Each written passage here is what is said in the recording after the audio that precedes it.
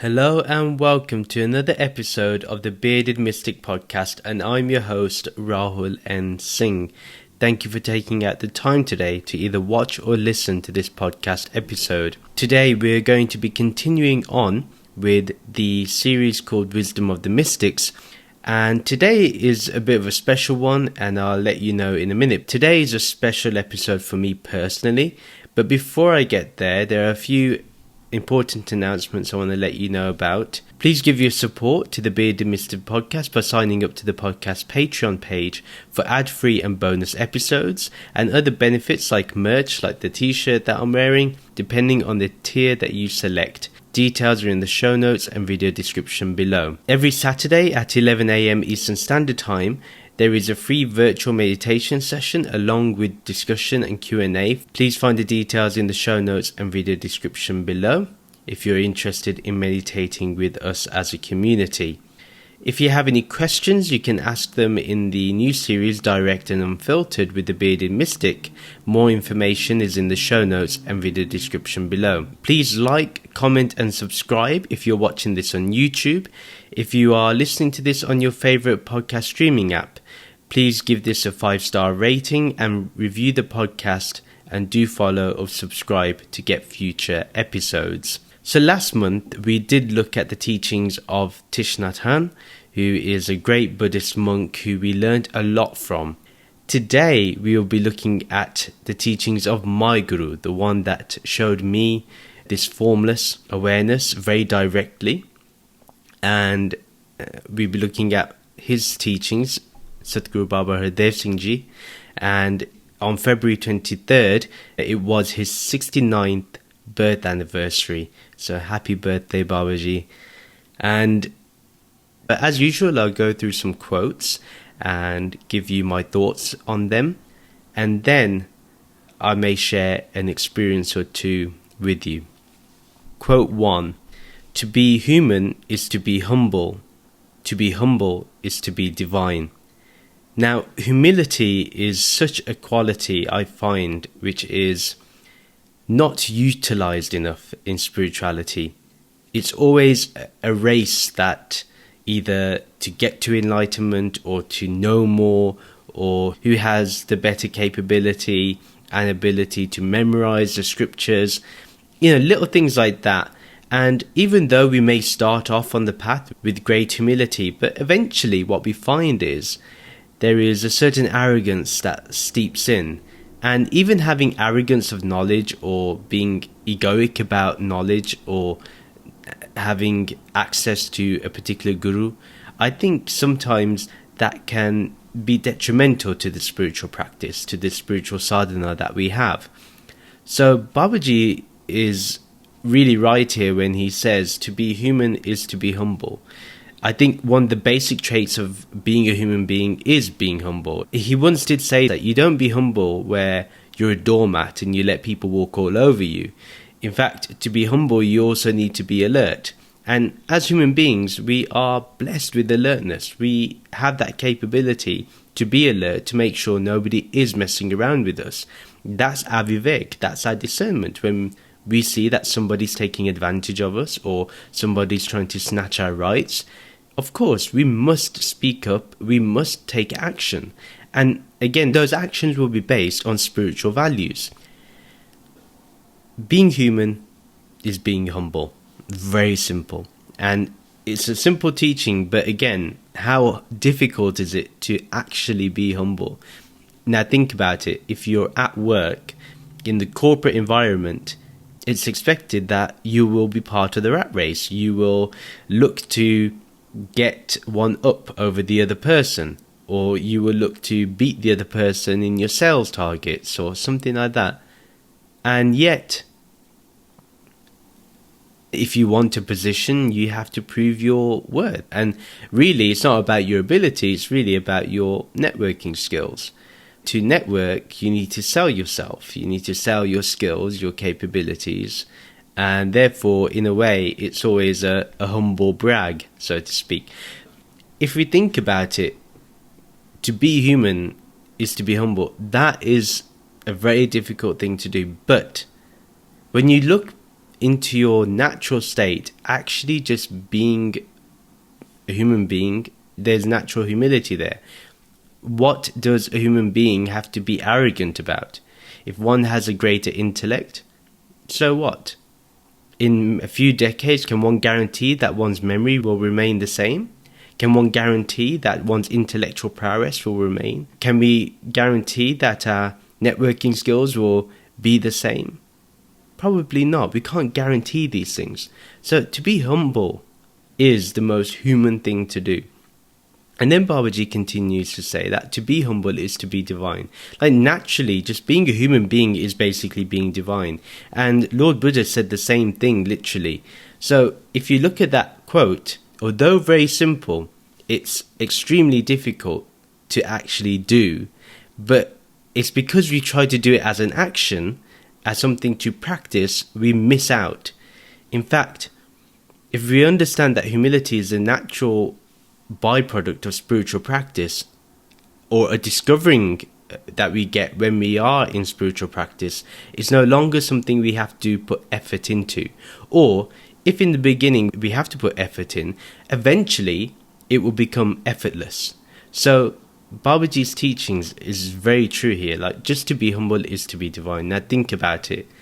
The greatest mystics that we know have this immense humility. They call themselves servants or das. You see Christ washing the feet of his disciples. You hear of Kabirji referring himself to das. You hear the same of Ravidas Ji. He says the same thing. My guru often used to refer to himself as das. Those are traits that I would love to implement, and one thing I do find missing in my life is sometimes being humble. What we can understand from this quote from Babaji is that if you want to be human, if you want to have divine traits, to reach the state of a devta, then just be humble. And if you think about it, as formless awareness, what identity do you have? So what is there to brag about? Yeah. So that's a subtle thing we have to think about and understand. The second quote we're looking at, Babaji says that if you cannot be a candle, be a mirror that reflects the light. I found this quote to be quite interesting. Interesting for many reasons. One, he says if you cannot be a candle, he understands from a base level that not everyone's going to go straight to enlightenment. Most of us, when we go to a spiritual place, we're casual seekers. We are going there maybe because our parents went there, or because we have a good social group there, it's a good community. Wherever we go in terms of our spiritual satsang or place of worship, or to the temple or whatever. And what we find is that we know literally that liberation is probably the most difficult thing to achieve. So how can I get to liberation? How can I be that self-illuminating light that I am? How can I discover that? How can I get there? How can I actually accept that that is the only thing that is? Because one of the things that Babaji blessed me with was this Brahmgyan, this knowledge of Brahman, this knowledge of the ultimate reality of formless awareness. And he gave it in a very direct manner. And I'll probably go into that in my experience. But this saying is literally that. So many people probably received the same knowledge that I did. And how many of them actually have retained it? And it's a question that I think about myself, like I could have easily not retained this knowledge. What I mean by retaining is not simply I received the knowledge and then, I think about it now and then. That's not retention. Retention is when it's continuing. And you're always alert about it. But Babaji here makes a concession that, okay, you may not be a candle, but you can be a mirror that reflects the light. So for example, you can be a mirror that reflects your guru's teachings. You can be a mirror that reflects Brahman, this formless awareness. It's not impossible for us to be a mirror. And what's interesting is that when you're being a mirror that reflects the light, you'll automatically realize that you were always the candle in the first place. And that is the beauty of Babaji's teachings that I found. He often used to say in his discourses that read between the lines.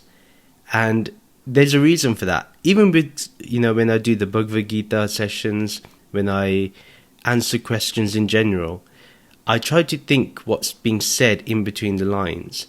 When I read a scripture, when I read a book, I think about what's being said in between the lines. I'm trying to read between the lines because that's the way Babaji literally trained me to think. And because of that, I probably find that I gather a lot more insights than I would have if I just listened and carried on. So even with this podcast, or any podcast that you listen to, or any YouTube video you watch, read between the lines, think about what's being said, try to grasp that which is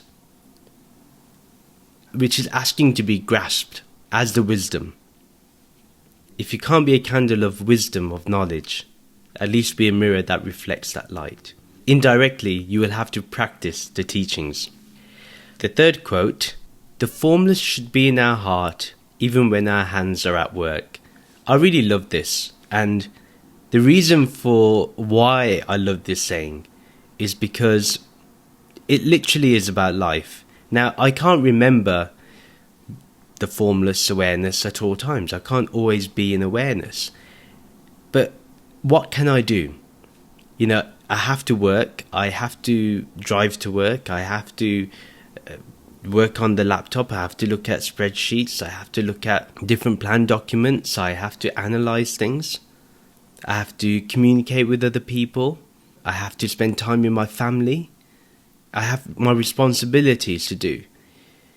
And what Babaji is saying here is that the formless should be in your heart, even when your hands are at work. So even though you're working, even though you're doing some sort of activity, even though you're earning your daily bread, just remember that the formless is literally within your heart and doesn't leave. With that direct perception, that aparoksh knowledge, what you get, that direct understanding of what the formless is. So once you have that understanding, that formless awareness is the only thing, what is left to think about? And this is the true essence of Karma Yoga too, that Sri Krishna talks about, that you will do your action, but remember the formless should be in your heart. Now if the formless is in the heart, is there going to be any doership when we're working, when we're doing the action? No. And that's the beauty. So what we've got to understand here is that even though we'll do our daily work, even though we'll do our activities that we do on a daily basis or a weekly basis, but the formless should be in our heart. So this is very important, to remain in awareness as much as we can. And whenever we're at work, say we're deeply into working and maybe we've lost track of time, the moment you take a sip of water or a sip of your coffee, or you stop studying for a bit, pause and observe that the formless awareness is present. That's all you have to do. The fourth quote is, "Our belief in the formless turns into faith in the formless when we realize this formless." This is an interesting one. Now, if you think about it, everything starts with belief. I believe in a God, I believe in a Guru, I believe in the scripture. I don't know if the scripture is true. I don't know if what the Guru is teaching me is true. I don't know if God is real or not. I don't know these things. So it's all a belief in the beginning. It's more or less we do things out of ignorance. We have a statement and we go with it without knowing it at all. Now, Babaji adds a very big distinction. And people think that just knowing about God is enough. But Babaji here is very clear.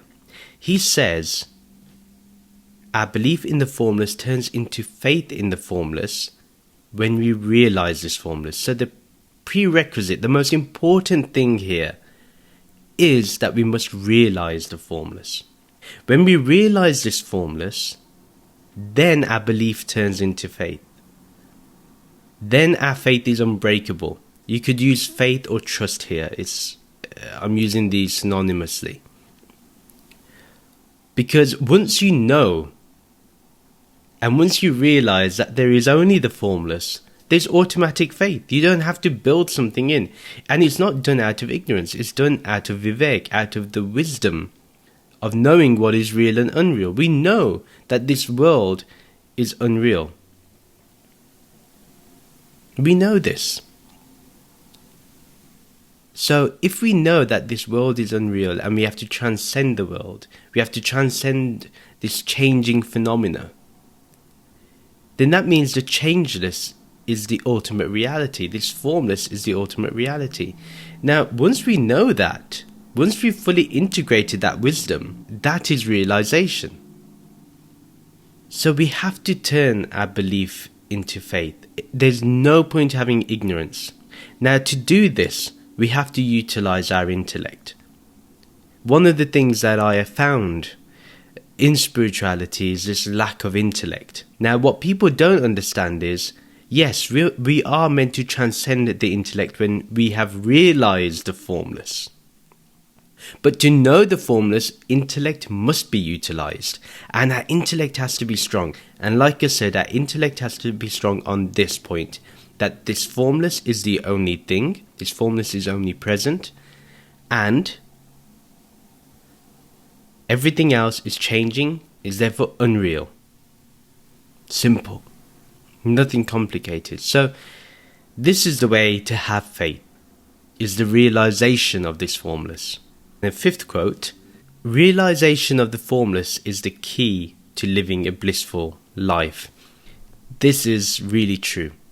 I would even attest to this, that if we want to live a blissful life, it comes from realizing what the formless is.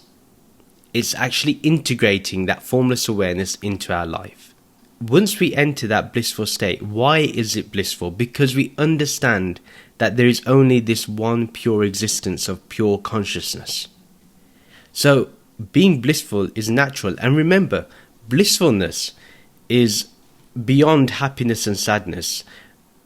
Babaji also used to say that bliss is true happiness that goes beyond the senses. And I think that is really true. How can we live a blissful life? Is by going beyond our senses.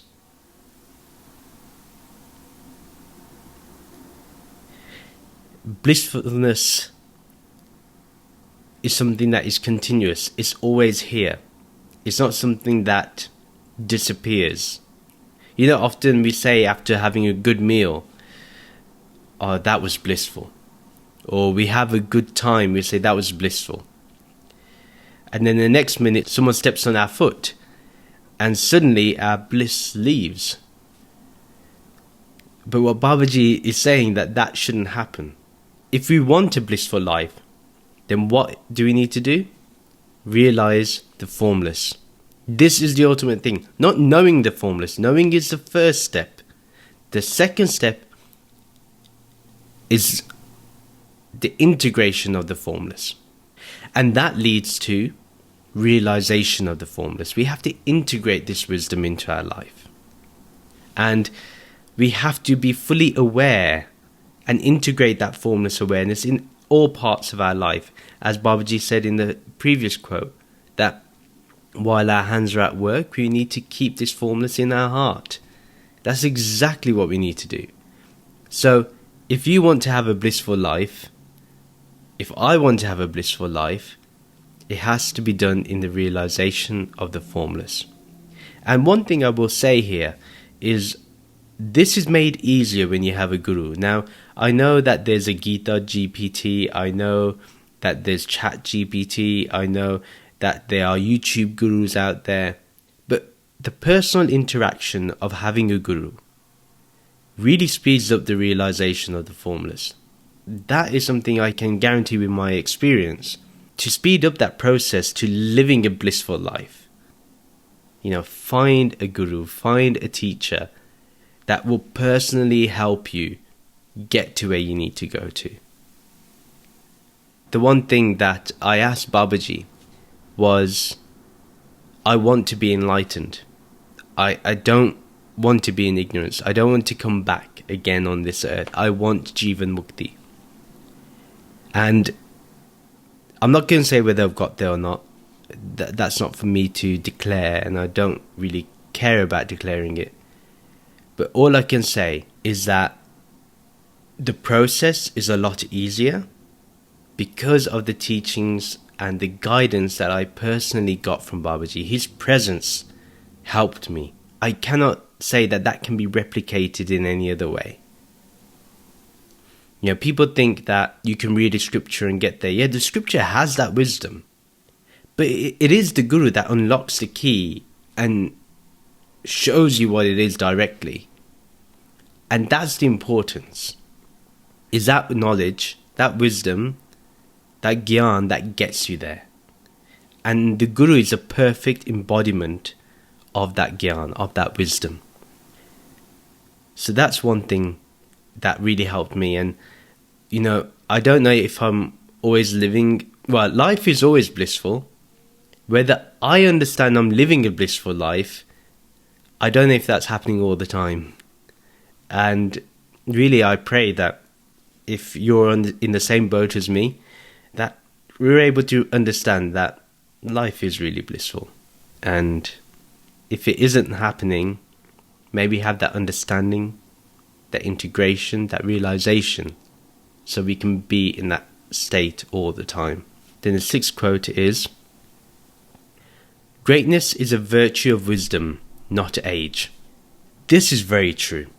And again, a simple statement, but it packs a lot in. If we think that we can be Mahan, if we think we can be great, if we think we can be a saint or a sage, it's a virtue of wisdom, of integrating that wisdom, not age. You can be 70 years old, you can be 80 years old, 100 years old, you can be 50, you can be 40. That doesn't mean you will become wiser. They do say as you get older, you get wiser. I don't think that's true. And I think you only get wiser when you deepen your understanding of life, when you actually really investigate what life's really about. What is my purpose in life? What is my origin in life? One of the things that Babaji said that triggered me to understand that I wasn't integrating this wisdom, this gyan, was he once said, apna mool pehchan, that understand what your origin is. And once I thought about that, I was like, I don't know what my origin is. So I went on that investigation. And that's what led me into the rabbit hole of discovering everything. And that's been my 13 years of being a seeker. And 13 years continuing. It hasn't stopped at all. So that's another thing we need to understand, is that I would say as you get older, you have less time, so you better do more in spiritual practice and spiritual sadhana. So I think it's the opposite, where you do more things that are concentrated. So your meditation is a lot more concentrated. Even though I may meditate for 5 minutes, I will try to pack 30 minutes of meditation in 5 minutes. That level of intensity. I will say to my mind, look, you only have 5 minutes, and it's either 5 minutes or 30 minutes. Which one do you want? Mind will always say 5 minutes. And okay, we go go straight into that meditation. And so the moment I close my eyes, I'm in that awareness of formless awareness. And that's the key. So the thing is, you find these little ways of tricking the mind, but my point is that as you get older, you have to do more. And I think naturally, as I've got older, I'm 35, I'm going to be 36 this year, and my whole journey in spirituality has only got deeper. I've only wanted to know more. I don't want to live a day where I'm not contemplating on spirituality. It's something I think about continuously.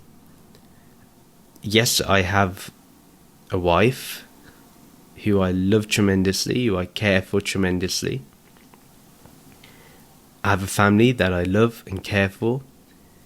I have friends that I adore. I have a job to go to. A pay packet to earn. I have to do all those things.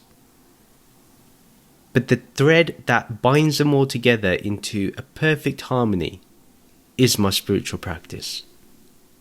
Because I don't see these things as being different to the spiritual practice. I see them as part of my spiritual practice. And that's the teaching that Babaji gave. And maybe something I grasped very early on. And that's what I mean. The association with a guru is so important.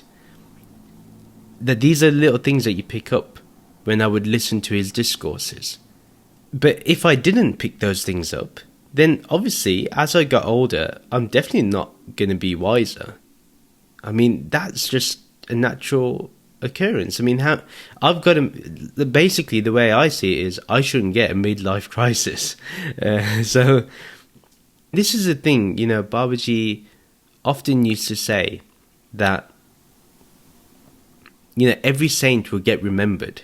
Every sage will get remembered. Why can't you be that? And he would always have that question. And those are the things that really empowered me as a young boy, that's exactly what I wanted to go for. If you really want to be remembered for the right reasons, then we have to utilize wisdom. And wisdom is only one thing, is understanding, integrating, and realizing this formless. Then the 7th quote: there is no religion greater than perceiving the formless face to face. Now, when Babaji would say things like this in his discourses, it was so direct. And when I would think of his voice when he would say things like this, it would give me, and still gives me, goosebumps. Seeing, this is like similar thing that Swami Vivekananda got from Sri Ramakrishna. This very quote, this very saying, this very line, literally is the way. I'm not Swami Vivekananda, nowhere near him, but it's that trigger that young Narendra heard from Sri Ramakrishna, and this young Rahul also heard those very words, that there is no religion, no path greater than perceiving the formless face to face. That this formless should be the only face that is seen. These were the teachings that Babaji gave me. How can I do that? How can I get there? One was I had to ask for it. I can't just simply expect that this wisdom will be given to me, or by my birthright I will understand this. No, I have to ask for it. I have to desire it. I have to really want it more than anything. And it should be the only thing that you ask the Guru for. Now, the Guru may ask you, Babaji was always nice in terms of, he would ask how our personal life was and how it was going, and making sure that we were happy in our personal lives. And that's because in his eyes, there was no difference between personal life and spiritual life. But I think we as devotees sometimes differentiated between the two. And that obviously is our perception. But Babaji saw them as one. And that's why, when I think about it, seeing this formless, perceiving this formless in everything as the only thing, and understanding that it is that awareness that is always present. That is so true. There's no religion greater. In fact, you don't have to call yourself a Hindu, Muslim, Sikh, Buddhist, Jain, anything. Because once you perceive the formless face to face, what religion do you belong to then? What spiritual institution do you belong to then? You can't. The formless belongs to no individual spiritual organization or institution or religion. It's beyond that. And what Babaji is saying here is that the ultimate point of religion, the ultimate purpose of religion, is to perceive the formless face to face. If it's not doing that, then what are we doing? That's the ultimate question. What are we doing? Are we just going somewhere because, like I said earlier, is it because of other reasons other than our true desire to seek and understand and perceive this formless face to face? For example, it should be as clear as when you look in the mirror and you see yourself, it should be as clear as that you see the formless. And Babaji guaranteed that the wisdom that he gave will get us there. As long as we walked the path. As long as we took the steps to truly integrate our life into the teachings. If we still differentiated our life to the teachings, we were not going to advance spiritually. And I'll even say this, that if religion is all about just following doctrines, having a new identity or another identity, having another label, it's not worth it. Because it takes you away from that which you should be seeking. While you're trying to defend your religion is running away already. And your religion should be perceiving the formless face to face. Here, it's all about integrating that formless awareness into our daily life. And that wherever we go, we're in this awareness because we cannot escape it. Why cannot we escape it? Because it's omnipresent. It's the only thing present. So, again, this was a great teaching that Babaji gave, and one that I'm truly, truly grateful for. And if there is one thing that Babaji offered to everybody, whoever wanted it, whoever desired it, whoever sought it, it was this.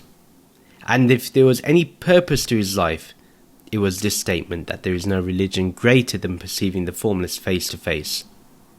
And I used to see it in him, that whenever you talked about the formless, he would be so happy. The smile he would have on his face. The smile that every devotee would give everything for. It happened when you spoke about the formless, when you spoke about spirituality. When you spoke about wanting this wisdom, desiring this wisdom. If there's one thing that he gave me, that was it. And everything has been a byproduct of that. Just perceiving this formless awareness as the only thing. And then the 8th quote, blissfulness is not a phase, but a state of being. And this is just really elaborating on what we learned earlier. Yeah, blissfulness is not a phase, as I mentioned earlier, that, if you eat food, you're in bliss. If you attend a satsang or you go to a retreat, you have a good meditation, you feel bliss for a bit, and then after a while, you start getting back into the egoic pattern. No, blissfulness is a state of being. That's it. Or you could say it's a state of mind. It's always there, ever present. It never gets modified by anything. It never gets changed by anything. It's always there. It's the true meaning. What I've talked about today literally is Satchitananda. Existence, consciousness, bliss. And life is to be experienced. This existence is beautiful. Be aware, be in this awareness, perceive the formless face to face at all times. And blissfulness is a state of being, it's a state of mind that's continuous. So don't think of it as a phase. If you are feeling happy, well, the one way to differentiate between happiness and bliss is that if you're happy and then you go down to sadness, or if something breaks that happiness, or if something allows that happiness to fade away slowly, if you feel your happiness fading away, that means that it is not bliss. To be in bliss, you have to be high all the time. And it's not really that there's a high and low. It's like there's a centeredness that is unbreakable. And that's what you experience. The 9th quote: formless consciousness is formless remembrance. This is an interesting one too, because, and this will be the ending quote because it's the ultimate thing that I talk about here on the podcast, is that formless awareness is being constantly in that formless remembrance. So being aware of being aware. And little did I know that Babaji had talked about that until I came across the quote a few days ago when I was creating the plan for this episode. And literally, the more you remember the formless, the more you are aware of the formless. And this is a perfect segue to go into the experiences, because from a young age, I remember once in Birmingham, Babaji was visiting, and I was probably 12 or 13, and I was with a friend, and I asked Babaji, will you give me the Brahm Gyan, this divine wisdom, this truth, in English, please? Because there's a certain process when they give this Gyan. And he, looked at me, smiled and chuckled a little and just pulled my cheeks and just said, okay. He didn't do much, he just said that. And then years later, I was talking about remembering the formless, and I was talking about my challenges. For example, I found it very difficult to connect to the formless, and I was like, Babaji, is it okay that I think of a form, and can it be your form that I think of first and then lead into the formless? Similar to what we do in our Saturday meditation when we utilize the Ishtadevta, the sacred symbol or form or image. And with Babaji, I asked that question. And so I asked Babaji that question, is it okay? And his words were, use whatever connects you to this formless. And then he looked at me with kind of like the sparkle in his eye, with a little bit of a smile. And he gave a gesture with his hands. And he moved his hands a little bit. And he just said, the purpose is to remain aware of this formless at all times. And it was in that moment, in that gesture that he did with his hands, that it all just clicked for me and started making sense. And I realized that at that moment, he was fulfilling my wish that I wanted the wisdom from him. Because at that moment, all I could be in was the awareness of the formless.